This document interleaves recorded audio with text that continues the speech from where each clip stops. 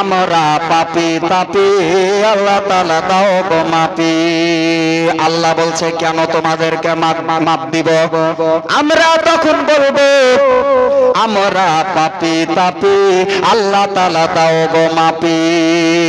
এ আমরা নবী পাকের যে গোলাম, জোরে বলেন আয় আমরা নবী পাকের যে গোলাম, বলেন সাল্লাল্লাহু আলাইহি সালাম, পড়ো সাল্লাল্লাহু আলাইহি সালাম।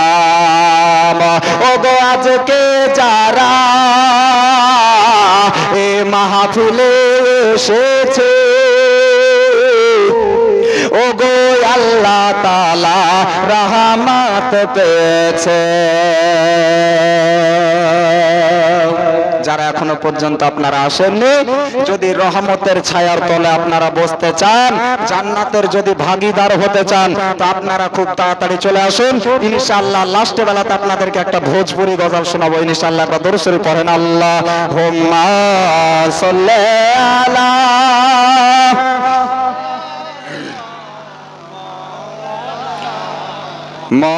মুহাম্মাদ ওয়া আলা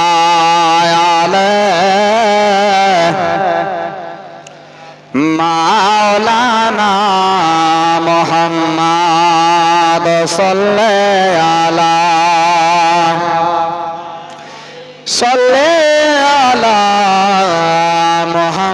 মুহাম্মাদ হরদম জবান से निकालो मुहम्मद हरदम जबान शफियाना মুহাম্মদ সাল্লাল্লাহু তাআলা আলাইহি ওয়াসাল্লাম। তাহলে ইমামে হোসাইনের নাম রাখলেন কে বলেন? আল্লাহ রাখলেন। ইমামে হোসাইনের নামটাকে রাখার পরে আপনার বিস্তারিত যদি জীবনী বলি আজকে আপনি 4-5 দিন ফুরিয়ে যাবে, কিন্তু ইমামে হোসাইনের জীবনী শেষ করতে আপনার পারা যাবে না। ইমামে হোসাইনের নাম রাখলেন আল্লাহ, কিন্তু ইমামে হোসাইন কারবালায় শহীদ হবেন কার রাহে বলেন? আল্লাহর রাহে। তাই তো আল্লাহর রাহে শহীদ হবে, আল্লাহর রাহে জান দিবে, আল্লাহর রাহে আপনার জীবন দিবে। তাদেরকে মরা বলতে কে মানা করেছে? আল্লাহ মানা করলেন নাকি? যে যারা আমার রাহে জান দেয়, যারা আমার রাহে জীবন দেয়, তোমরা তাকে কখনো মরা বলিও না। কেননা ইমামে হোসাইনের আব্বা জানের নাম ছিল হযরতে আলী। তাই তো ইমামে হোসাইনের আব্বা জানের নাম ছিল হযরতে আলী। যে আলী ওই খায়বারের প্রান্তরে 40 মণ লোহার গেট, কত মণ? 40 মণ। আপনি আমি যদি 5 কেজি বারবার চাড়াচাড়ি করি তো আপনার কি অবস্থা হবে বলেন? আলবেন না? আলবেন।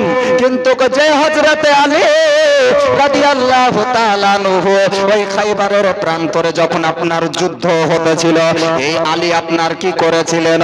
40 মণ লোহার গেটকে হাতে আপনার ধরে ঢাল বানিয়েছিলেন, আর ওই ঢাল বানিয়ে ঘন্টার পর আপনার ঘন্টা 40 মণ লোহার গেটকে হাতে ধরে আপনার যুদ্ধ করেছিলেন। বলেন কত মণ?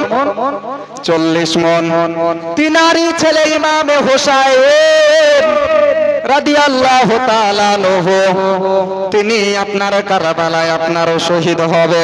বাপজিরাই আমার ভাইরা গো, ইমামে হোসাইনের আস্তে আস্তে বয়স আপনার যখন আপনার পার হতে লাগলো, যখন আপনার 56 বছর বয়সের দিকে আপনার চলে যেতে লাগলো, ইমামে হোসাইন পাক রাদিয়াল্লাহু তাআলা আনহুকে আপনার 150 খানা কিংবা কোন জায়গাতে আপনার বলা হয়েছে 72 খানা আপনার চিঠি দিয়েছিল নাকি কুফাতে আসার জন্য।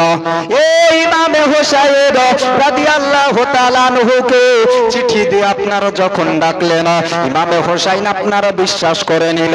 ইমামে হোসাইন হয়তো ভাবলো এ হয়তো আজকে উনারা শোধন হয়ে গেছে, আমি কারবালায় চলে যাব। কিন্তু কারবালাতে যাওয়ার পরে ইমামের হোসেনের অবস্থা ভালো থাকবে না, ওই ফুরাতের পানি দিবে না, ফুরাতের পানি দিবে না। নামাজ পড়ার জন্য, ওযু বানাইবার জন্য ওই সীমারের দলেরা ইমামে হোসাইনকে পানি দিবে না। আজকে জাইনাবকে আপনার পানি দিবে না, ইমামে হোসাইনকে আপনার পানি দিবে না। কিন্তু মা ফাতেমা বলেছিলেন, ও আমার হোসেন আজকে তুমি শুনে নাও, তুমি যখন 56.5 বছর বয়সে ওই কারবালার ময়দানে শহীদ হবে, আমি তোমার মা, তুমি শহীদ হবে মুহররমের 10 তারিখে। কত তারিখে? মুহররমের 10 তারিখে তুমি শহীদ হবে। জুম্মার নামাজের পরে হোসাইন, আমি তোমার মা, তোমাকে 9 তারিখে দেখতে যাব। কত তারিখে? 9 তারিখে দেখতে যাব। কিন্তু মা ফাতেমা তো ইন্তিকাল হয়ে গিয়েছেন আগেই নাকি? নবীজির 6 মাস নবীজি ইন্তিকাল করেছেন, তারপরে মা ফাতেমা 6 মাস পরে আপনার ইন্তিকাল করেছিলেন, তাই তো? নবীজি বলে গিয়েছিলেন, ফাতেমা গো, আমার ইন্তিকালের 6 মাস পরে তোমার ইন্তিকাল হবে। ফাতেমারও ইন্তিকাল হয়ে গিয়েছিলেন, কিন্তু ফাতেমার কবরটা কোথায় জানা আছে? বলেন, জানেন ফাতেমার কবর কোথায় আছে? কেউ জানেন না? ইমামে হোসাইনের জীবনে আপনারা শুনেননি?